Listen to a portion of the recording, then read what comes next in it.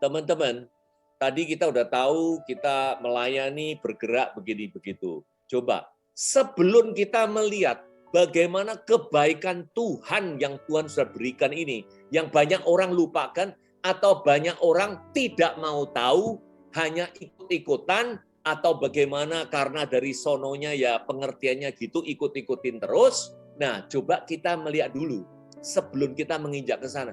Kita nih manusia nih posisinya di mana sih di hadapan Tuhan? Teman-teman, Roma 7 ayat 14 ini mengatakan ini. Aku ini bersifat daging. Ini Paulus yang ngomong, teman-teman. Jadi kita ini by naturnya kita, kalau Inggrisnya itu by nature, we are the flesh, so to say. Terjual di bawah kuasa dosa loh. Kita manusia tuh naturnya gitu loh. Kita jangan ngeklaim kita nih hebat, kita nih bisa gini, kita bisa. Tapi naturnya daging ini loh. Naturnya daging ini yang sudah terjual loh teman-teman. Terjual tuh artinya ya udah kita tak berdaya, udah kita nggak ada hak apa-apa lagi, udah terjual.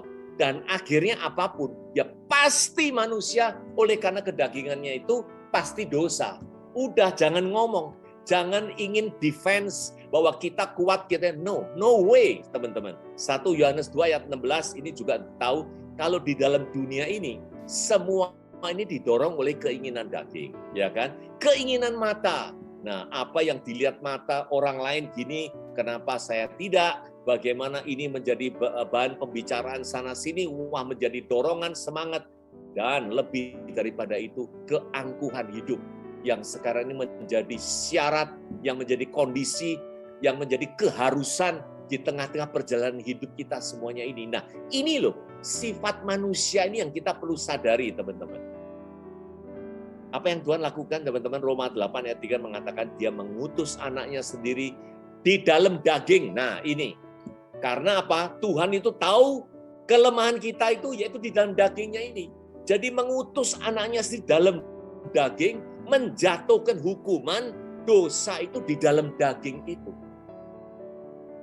That's how awal dimulainya kita untuk mengenal bagaimana Kristus Tuhan itu berkarya untuk kita, yaitu mengutus anaknya sendiri itu di dalam daging ini loh permasalahannya. Next please, supaya kita ini benar-benar tahu bagaimana kita ini mengikuti ini semua. Sampai teman-teman, 2 Korintus 1 ayat 22 mengatakan memeteraikannya dengan tanda miliknya itu dengan apa? Memberikan Roh Kudus, teman-teman, sebagai jaminan. Do you know that? Apakah kita sadar mengenai ini? Coba kita pilih-pilih yang baik. Tadi bicara daging, sekarang bicara roh. Roh inilah sebagai jaminan. Kenapa roh? Karena di dalam roh inilah jaminan untuk kita masuk ke dalam kekekalannya. Kalau daging itu, well, at the end is finished. Selesai dan itu sementara. Nah ini loh, jaminan ini sudah diberikan loh, teman-teman. That is how so grateful we are in the Lord Jesus Christ yang sudah memberikannya yang luar biasa ini. Nah, di dalam situasi inilah teman-teman, kita perlu melihat is not the way, seperti kita tahu di dalam doa Getsemani juga grup dari beberapa chapter ini yang pernah diadakan, kan dikatakan gini, roh itu penurut, tetapi daging itu lemah. Nah, inilah situasi dan kondisinya. Jadi roh itulah milik Tuhan yang diberikan di dalam kita, itu sudah oke, itu sudah safe, itu sudah sebagai jaminan, no problem. But then daging ini lemah. So that is where the problem ends. Bagaimana supaya kita menuju ke dalam roh yang penurut ini dan yang akhirnya dalam semua perjalanan menuju ke kehendak Tuhannya. Itulah yang kita perlu tahu, teman-teman. 1 Petrus mengatakan gini, menjauhkan diri dari keinginan-keinginan daging yang berjuang melawan. Nah, ini muncul, teman-teman, kata-kata jiwa.